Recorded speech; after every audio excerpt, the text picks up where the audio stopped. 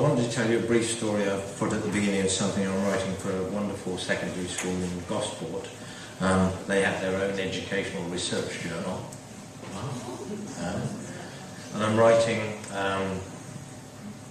the central heating broke down at home, so I had to get somebody in.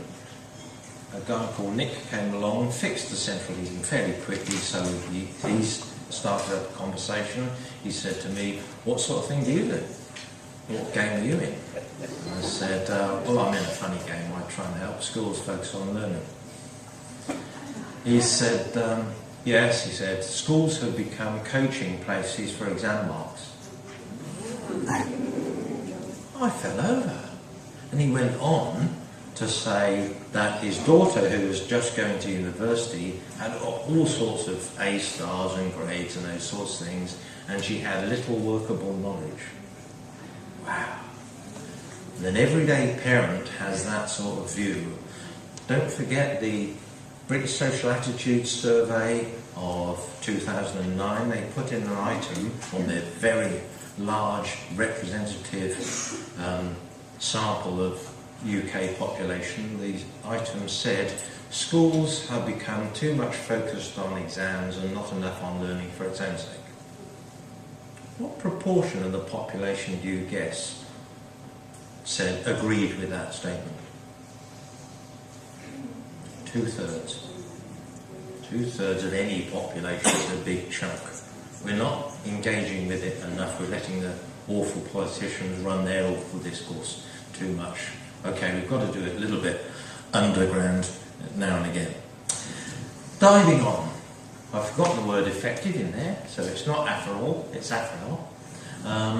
But the theme that I'm wanting to play with and invite us to do some thinking about with this focus now that we've got on classrooms, the most amazingly complex place there is on the face of the planet, is assessment for really learning. If it was really AFL, is another way of putting it, we'd be able to see a set of practices focusing on what learners do, that shift from the IRE cycle, and a set of processes promoting the best of what we know about learning.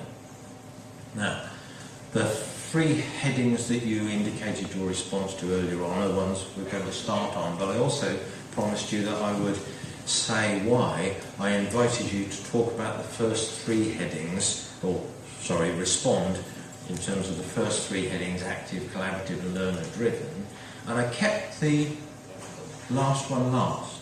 Now why did I do that? Because I now see the development of classrooms in two phases. And the first phase is what I talked about in terms of a shift from teacher-centred classrooms to learner-centred classrooms. Okay? And those active, collaborative, learner-driven things are the bundle that characterise that first phase. I now see a second phase as adding the language of learning more and more and more is the shift into learning-centred classrooms, from learner-centred to learning-centred. Right? And I see it that way because I've seen those phases be rushed, and all sorts of things happen.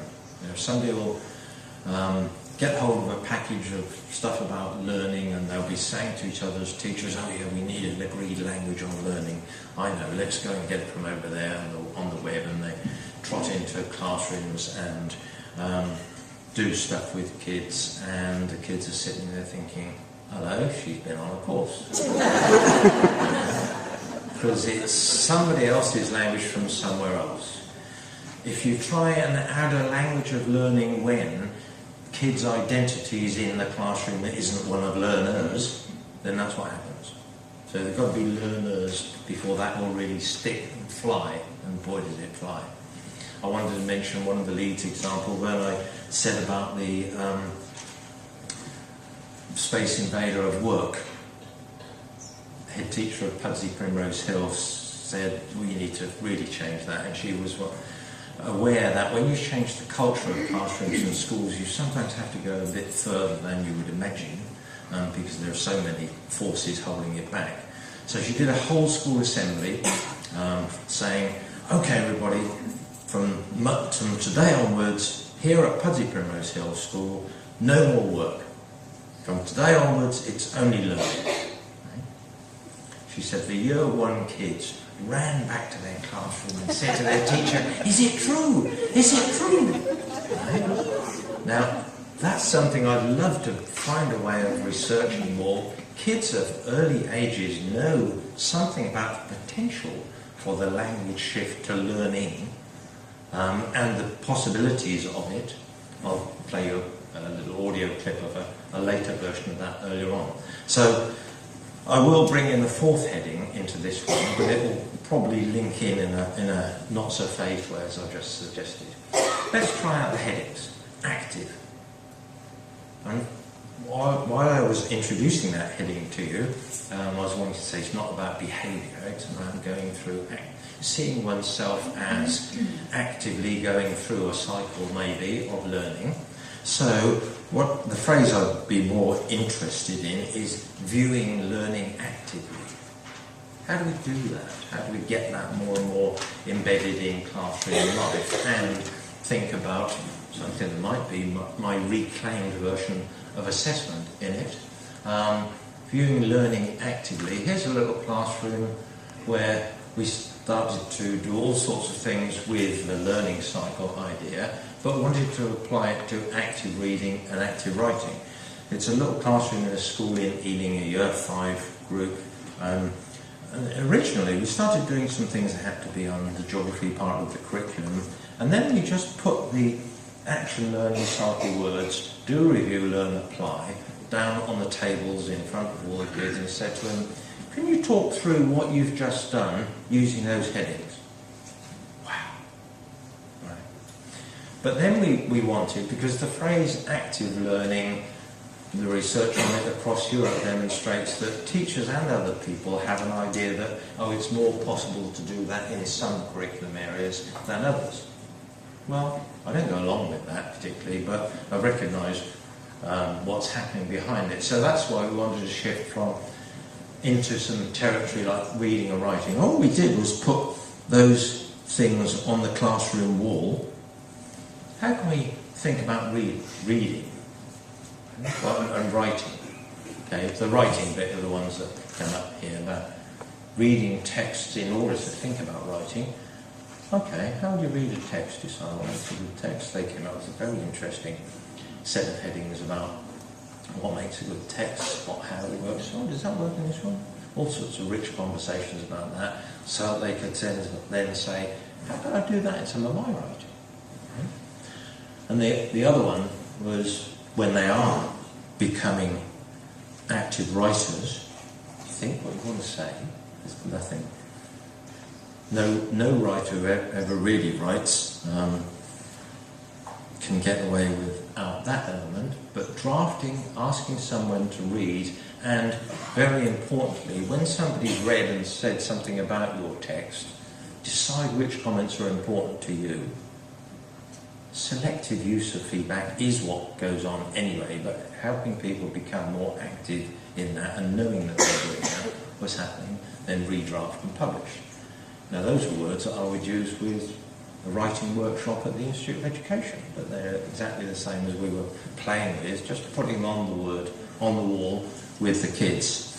I was doing some drop-in sessions with this year 5 group, and sometime after I'd done those, I got the letters. One day I got 30 letters at home from kids saying stuff of all sorts, and that particular one, the cycle to check our reading and writing was a great idea, because we usually put some nice comments on their work, A, because we didn't want them to get upset, and B, because we didn't know what to write on it. But now we do. Now that's really interesting, because we hadn't given the content of, or headings of, what to write. All we just said is, think about it actively, and they filled in, if you like, the gaps, but also filled in their role in it. That was really very important to me. I mean, you do see more developed examples. I mean, that's going to link to our next heading, because this young person makes a direct connection with peer feedback. If I can see myself, if I can see my learning actively, then the connection to the next heading is a smooth connection.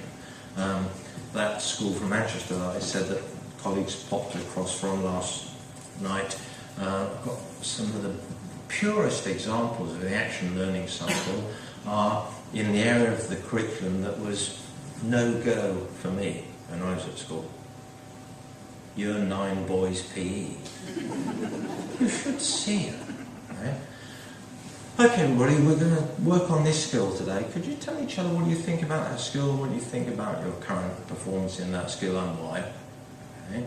And then we're going to look at some, we've got a SMART cycle, but we're going to look at a situation, we'll enact it in here, we'll devise some methods, we'll adapt those from each other's learning, and then we'll review them and transfer. SMART lessons, so they call it. Right? The PE teacher said to me, he said, we don't really call it PE anymore, we call it, and somebody I know from King's will be happy here, we call it thinking through PE. Wow, right? Perfectly great examples, clear examples, and I'm not after them being pristine, of a learning cycle. Any examples in your own experience of classrooms where building in something about the action learning cycle helps kids become more competent at reviewing?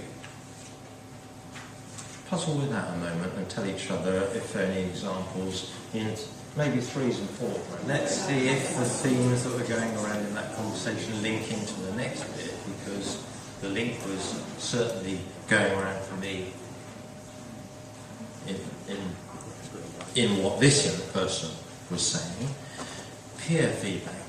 Once you see yourself and you're learning more actively in a crowded place like a classroom, the idea that other people are a resource in your learning is something that should be and can be a direct follow-on. It's relationships that help us learn.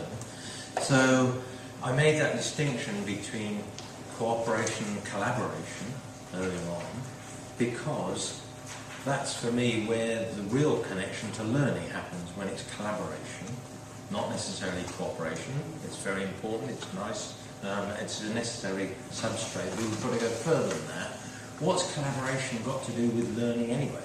Isn't it just something that some trendy teachers like to have going on in their classrooms, and it's not really anything to do with learning?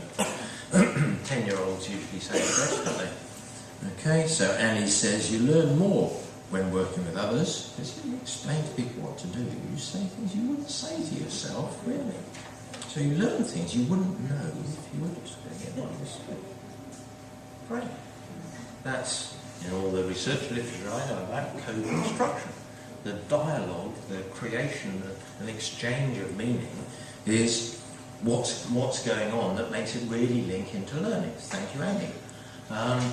So key element is the promotion of dialogue, helping people think about the dialogue, make the dialogue better, and all those sorts of things. But it's dialogue in which they explain to each other.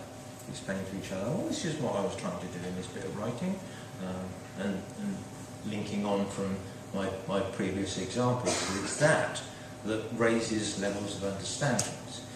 And it's that dialogue too that also the research literature I know, especially Pete Blackford in the Spring Project demonstrated very recently, is the sort of thing that is lacking in a lot of schools but very necessary for improving collaboration. Okay?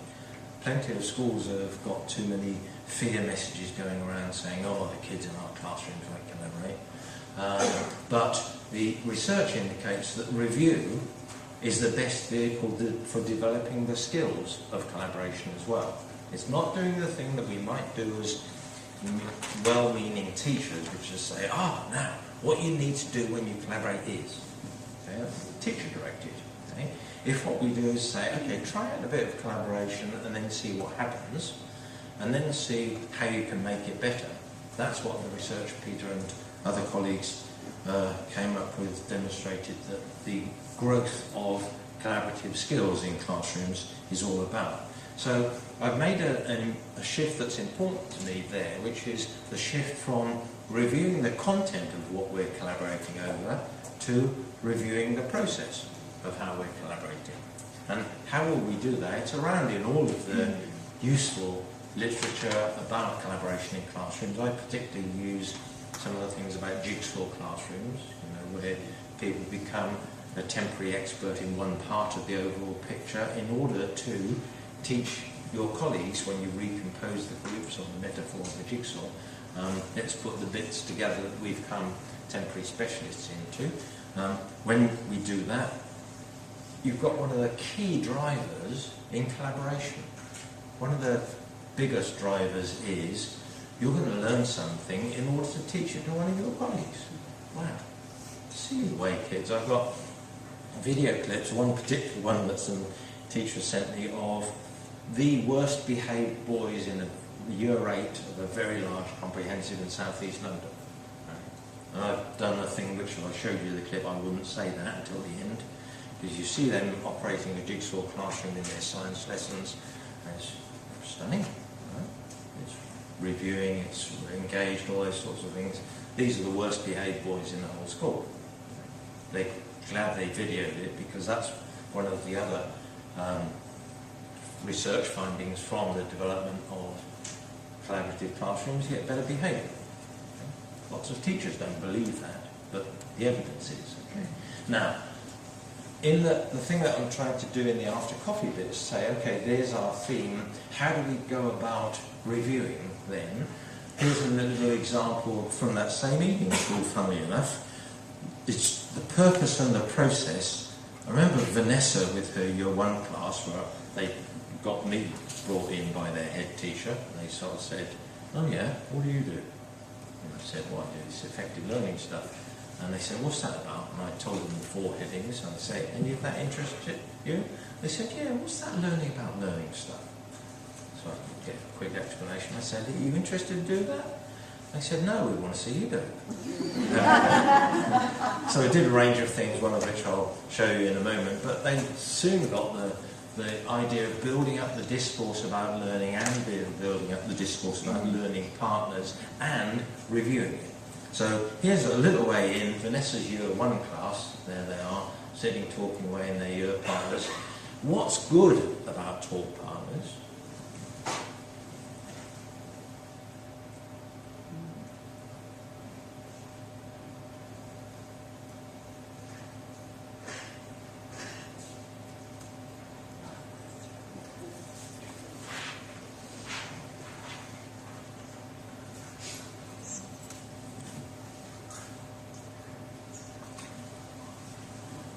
What I've done there, you've guessed, is deliberately put those contributions in that order.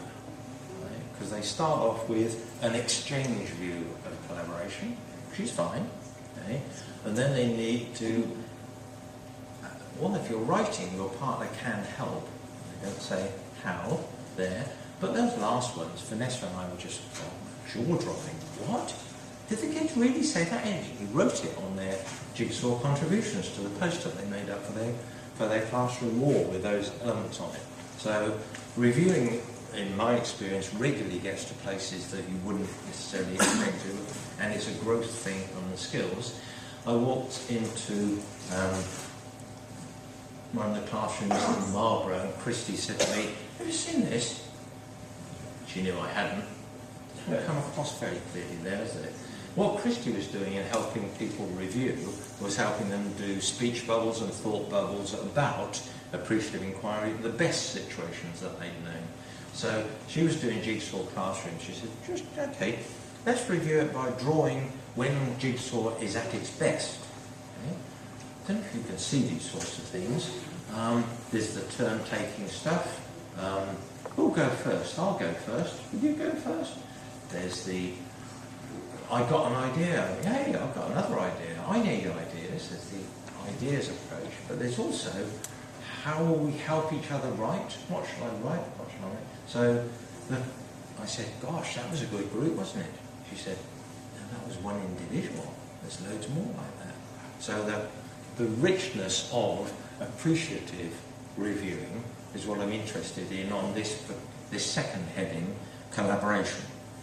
And let's pause there and ask you to think of occasions when not only reviewing the content of what we've done, but the process, particularly on this second heading, collaboration, has happened in the classroom that you've known. Third heading is one where I was trying to pull together all sorts of things in the kind of more formal literature about learning, but using that phrase, learner-driven learning. So, who's driving the learning?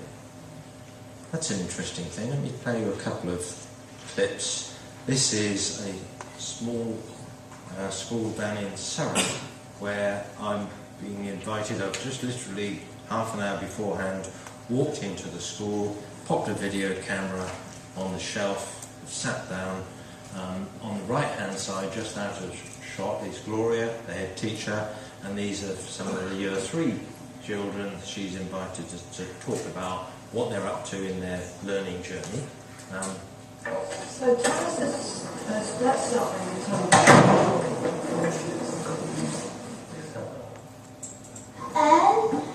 we did the Learner See, which I thought I enjoyed that. And I'd like to see more Learner See, because... See the way she looks at the head there? I'd like to see more. I really like just doing my own learning on computers and finding our own books, so find our own information. Can you tell Chris what Learner See is? This is That's a new word. This is a new word. It's where we pick a card and there's a picture on the card, and we've got to find as much information as possible in the week about what's on the picture, and then at the end we have to make a poster about what the picture is, and all our information we've learned we have to put it on the poster however we want to. And you really enjoyed doing that, right? What was on your card when you got it last time? A tornado. You found out all sorts of things about tornado. Now tell me why you enjoyed that so much. Tell me why it was. It's because we could do what we wanted, and we could use what we wanted to find our own information. We didn't have to go to one place and do learning on just that particular thing. We got to choose where we went to learn. Right, choose. That's the big word I hear. Very interesting, yeah.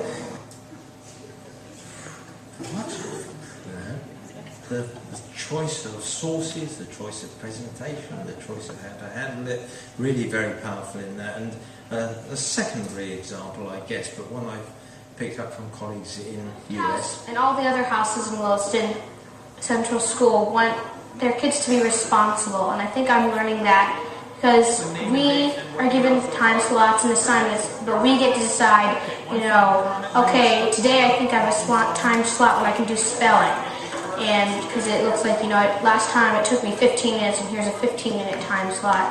You have the responsibility and you get to make the choices of when you want to do things. One thing that I feel I'm learning in Swift House is learning how to learn, because like in other schools you may sit there at a desk in rows, the teacher feeds you information. But I feel that when I grow up and I'm in a working force, that if I need to know something, then a teacher is not just going to pop out of thin air and give me the information. I'm going to need to know how to go out and get that information for myself. Wow.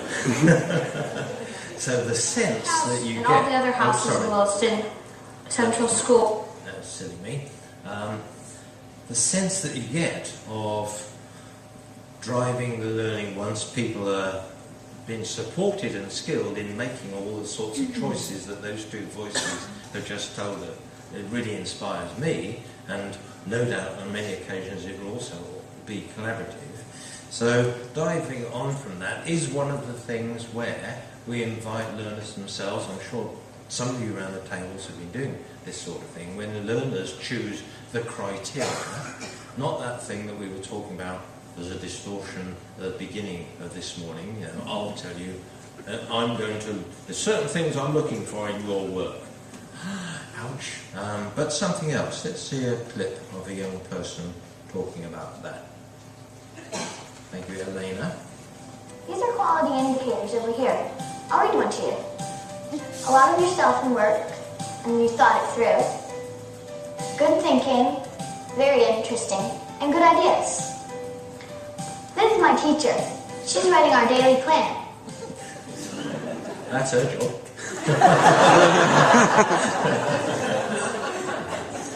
But I don't know if it was in the editing, but where Elena started to voice the things that they as a group had said, okay, for our report, these will be things that we will say are quality criteria, she started to say, a lot of self in work. You don't get that from some of the other kind of versions of what success criteria are. And you do get in what these year 4 kids were doing, you get examples of the sorts of things like, yes, spelled right, and it's neat, all those sorts of semi-superficial things, but much richer quality too. So I was just wanting to pop that one in as a prompt and wonder, before we get on to another metaphor of how we can help people, anybody had experiences of inviting learners to develop things like the success criteria? Okay, about 30% nods? Yeah. Could the 30% that are nodding tell a brief story of that to the others? So under a learner-driven title, that would be just one of the possibilities for reclaiming assessment for me, is saying, okay, let's have some more learner-driven approaches to criteria, and taking the in your new different colour, taking the inverted commas off that in a way that was particularly valuable. But I wanted to share with you now and give you on a piece of paper something that I've been finding a very useful metaphor under the heading of learner-driven, which actually links up to some of the other ones and on to learning focus, which is the idea that one of the best metaphors for thinking about learning is that of journeying.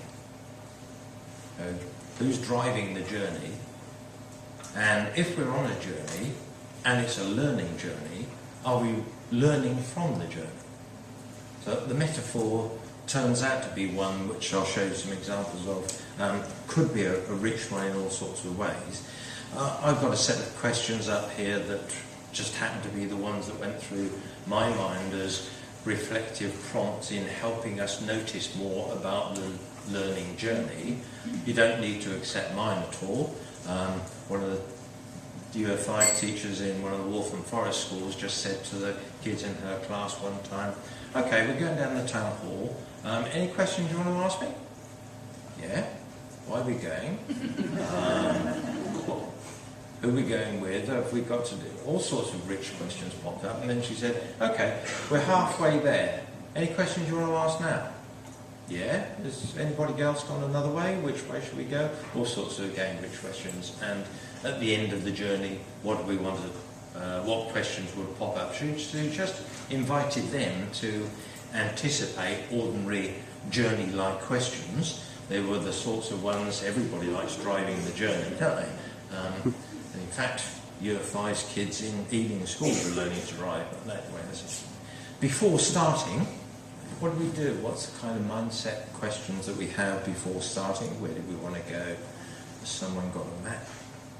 Is there anything from previous journeys?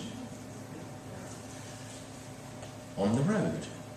Okay. How's it going? Are we on track? The on-track metaphor can go either way. Okay. Whose track?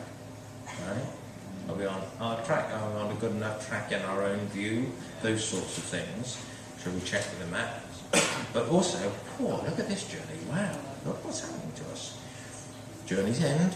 What do we want to think about there? What was it like? Shall we take a photo? Send a postcard? I've popped that little one in this list. Shall we take a photo, send a postcard? Because some teachers in St Helens reclaimed the notion of learning journals for me one day. I've been using the phrase learning logs, which was a rather wooden phrase. And they said, no, when you're going on a journey, you take a journal. Oh, yes. So it is things like, there's something we notice on the journey. So postcard metaphor, how would we do it another time? Those sorts of things.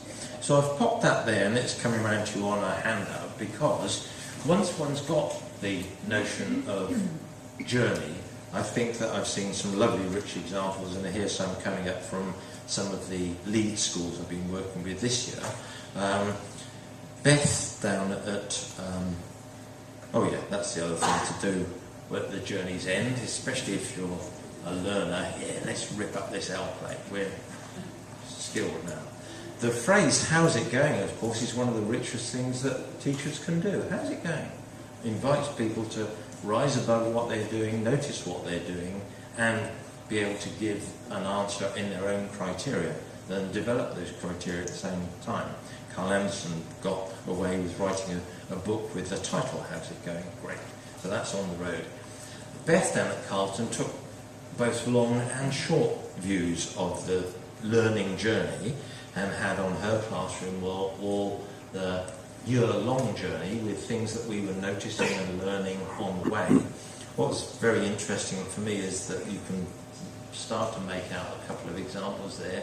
There are road signs. They found that everyday road signs turned out to be good things for us to capture and talk about what happens on journeys. Here's some examples. Caution. Caution.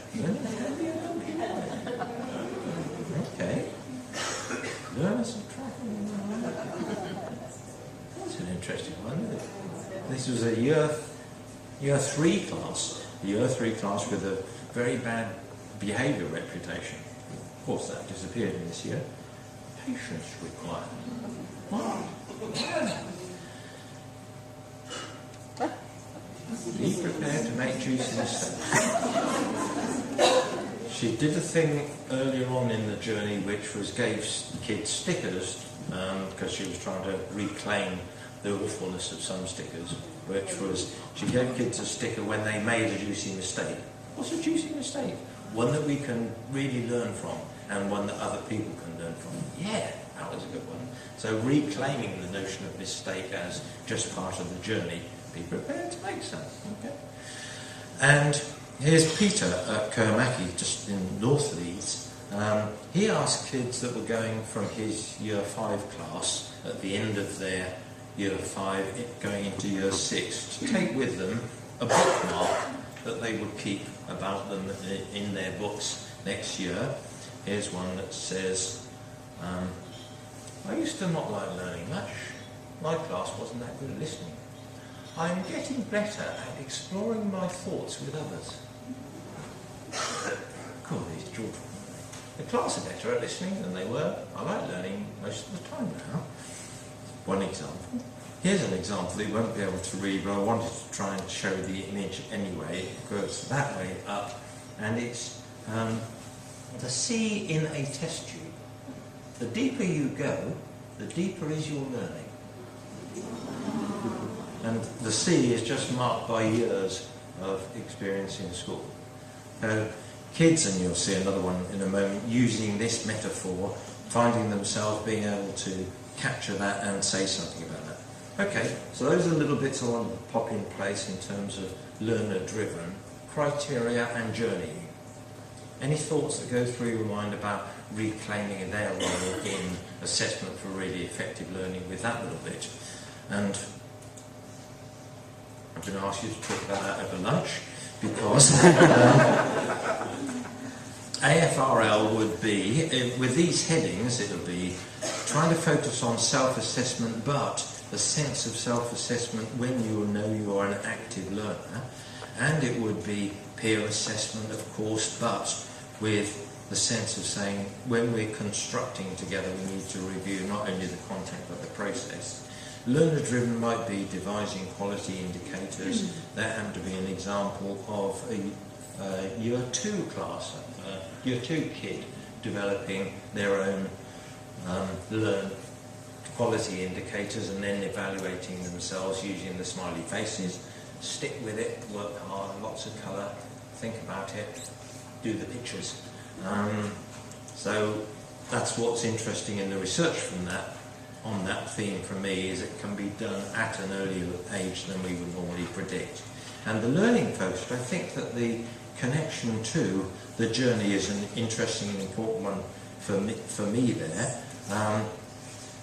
But that's just a little example of a classroom where they were reviewing all of their experiences of learning and then starting to say, well, what helps our learning? Well, let's put posters of that up around in our classroom walls and so on. So that's a very quick one. But it might even address, don't have time for this today, a theme which isn't often addressed, which is learning to how to do one's best in assessments. Even if they are unreliable, inauthentic and diversionary. Those are three interesting adjectives. Those are my three adjectives for SATs. It's interesting that they also apply 100% to me to things like Ofsted. Unreliable, inauthentic and diversionary. And I didn't have time to ask my question of the off-call colleague yesterday, which is, which national body for maintaining standards has the role to highlight that there is no moderation in Ofsted? Because our experience in working with schools that are learning centred is, if you look at Ofsted reports of learning centred schools, it's random. Right. Some of them can't spot it, some of them laud it and applaud it. It's random. So it's unreliable and inauthentic from my point of view. So there's a tiny snippet of my headings, but two little points and some clips towards the end about the bigger issues on the journey. Feedback. We did a book in our academic group called Feedback for Learning. Right? We realised it was a good book. It didn't sell. Right? Because it was questioning the dominant discourse on feedback. Dominant discourse on feedback is well put by that comedian. I've forgotten his name at the moment. He says, oh, you do want to do that. That's the dominant discourse about feedback. Okay? Now we know from the Kluger and Denisi review, one of the biggest reviews on the effects of feedback, and I don't think it's been bettered, that giving performance feedback can lead to things getting worse on 40% of occasions. You no doubt yourselves had experiences of that in some way or other. But also, there's just this evidence I wanted to pop in from other fields about, okay, we are wanting to improve performance, but the goal setting that comes in performance terms isn't the way to do it. There's a very interesting point made by Seitz and Latham. Setting a performance goal may enhance motivation, but only when someone already has the necessary skills. That's an interesting one.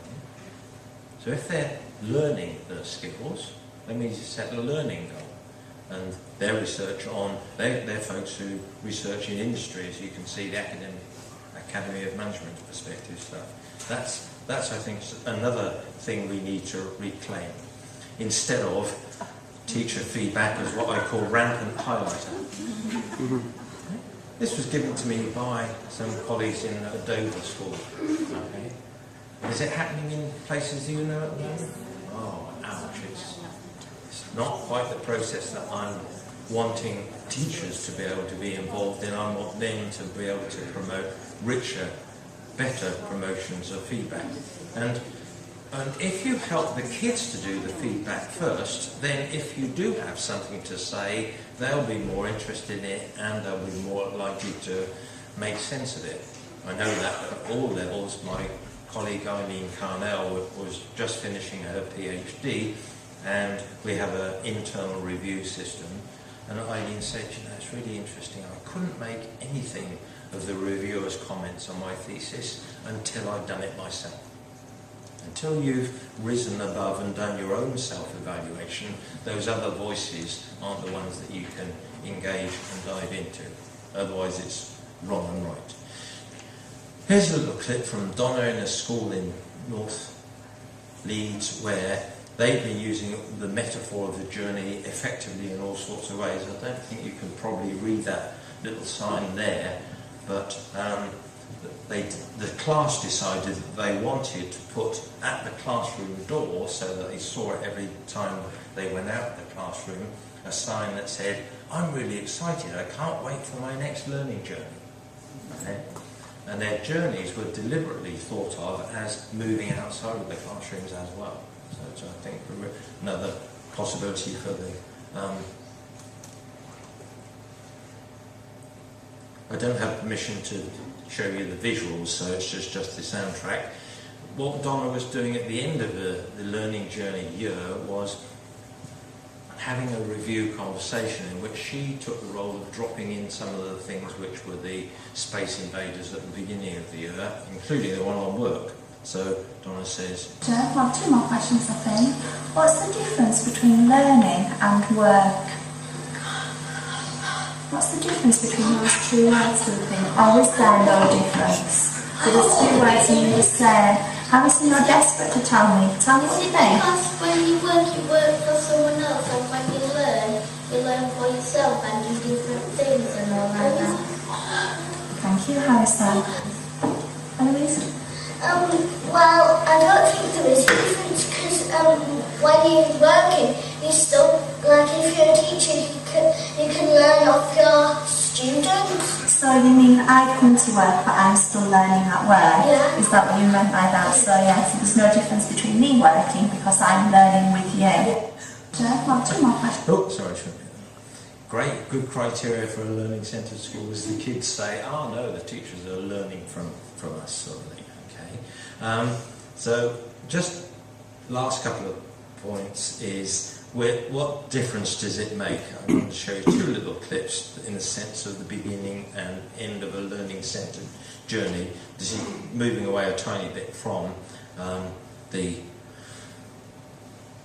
assessment element of it, but I think it's around when you have conversations, like I'm always encouraging people to have conversations about what does the word learning mean to you. I remember the first time I did it with a year 1 class, and I was sitting there and I'd invited the kids in their pairs to talk about all the sorts of things that they learned with each other, and then loads of voices saying to me, you can't do this. Then I said to them, okay, now tell each other, what does the word learning mean to you?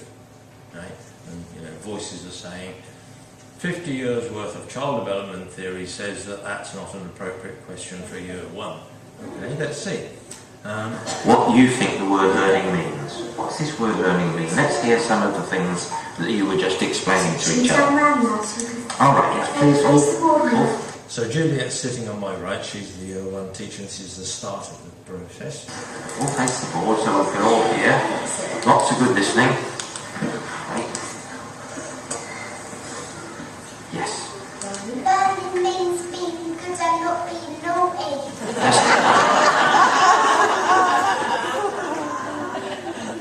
Thank you, Ryan. That's such an important trigger point for us as learners and teachers, is to say, yes, thank you, Ryan. And again, I deliberately put their contributions, as I did for Vanessa's class next door, in that order. What do we notice about the order?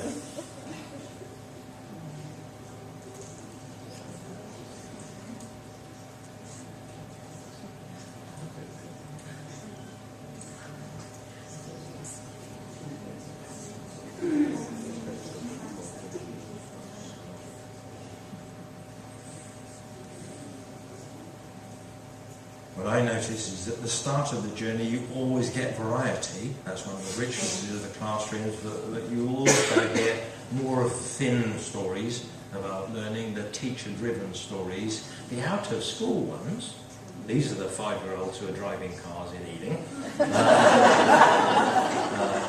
But as soon as you get into that, it's got great rich possibilities. The school that I mentioned down in Gosport, who had got a package about learning language. I just sat down with some year 9 students and said, okay, we're going to talk about learning, and I had about 5 of the staff sitting behind. I said, tell me about an occasion when your learning was really, really hot and really rich and those sorts of things. Gave them funny words so that they could take it any direction.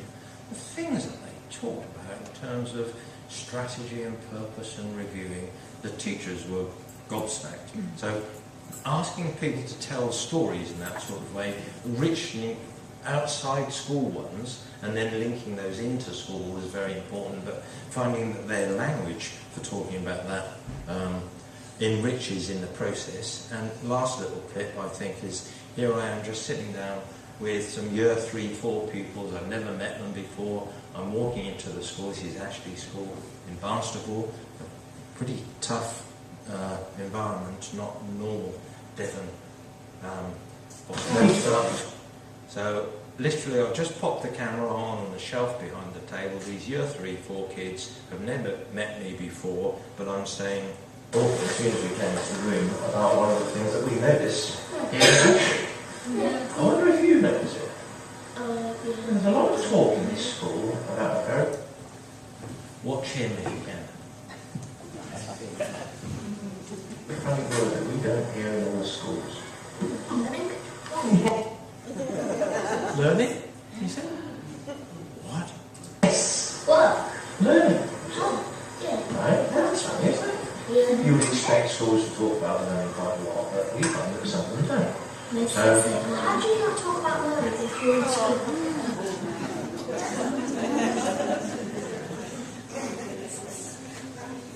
That's all I want to say. How do you not talk about learning when you're in school? So schools that are well down the journey, and the head of that school said, "Oh, right, I'm sorry, Chris, I've got to dive off. I'm running a whole school assembly." I said, "Oh, what's it on?" He said, "My attempts to reverse a trailer." Right? So when I was saying to you some of your rich accounts of your own learning, their whole school assemblies are very interesting things, though. Within 5 minutes, people are talking in pairs. So it's that sort of development. 2 last points. Here's an interesting thing I came across. So I want to end on some rather wider. This is put as a flip pin board in a staff room. Something called Teach Less, Learn More. Let's remember why we teach. Let's reflect on what we teach. Let's consider how we teach. More for the learner, not the syllabus. More for understanding. More for the tests of life than the life of tests. Let's reflect on what we teach. Okay. So I came across this. Guess where I came across that? You know it. Mary knows it. Top of the class. Ruth knows it. Ministry of Education in Singapore. Okay. Their Teach Less, Learn More initiative to their schools, they describe as top-down support to bottom-up innovation. They've got that right, they've got the agency right. There's some very, very interesting things going on there, contrary to how some people read them in this country. Some people read them as having lots of specification. I said to somebody at the Ministry of Education in Singapore recently, I said, look, we've got folks in England who say that your success is down to highly defined criteria in your curriculum and textbooks. She said back to me, oh no, we only put those in place for some of our weaker teachers. Our best teachers don't even do any of that stuff. They make up the curriculum themselves. That's what their success was about, knowing those sorts of ranges. So I'm just, on the wider picture, our theme of learning centred, saying that in my view there are 2 countries around the world where the ministers talk about education. The other one is this one. Have you spotted in the national curriculum, core curriculum statement, that in Finland they even have a statement about learning, their view of learning? The national core curriculum conception.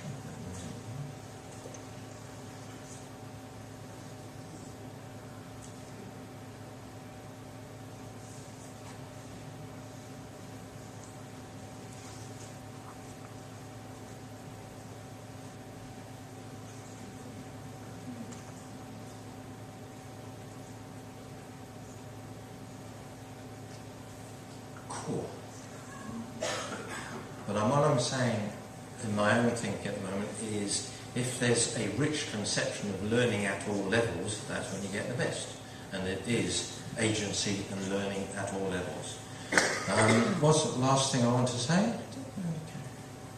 It's a funny phrase. I've never put that phrase on a title. Assessing a learning journey. Because for me, I'm hoping to reclaim a view of assessment which is learner-driven, learning-centred assessment, which would fit with that phrase, assessing a learning journey. So at each of those headings, active, collaborative, learner-driven and learning-focused, I think that there is a version of classroom practice that we thought some examples of today, and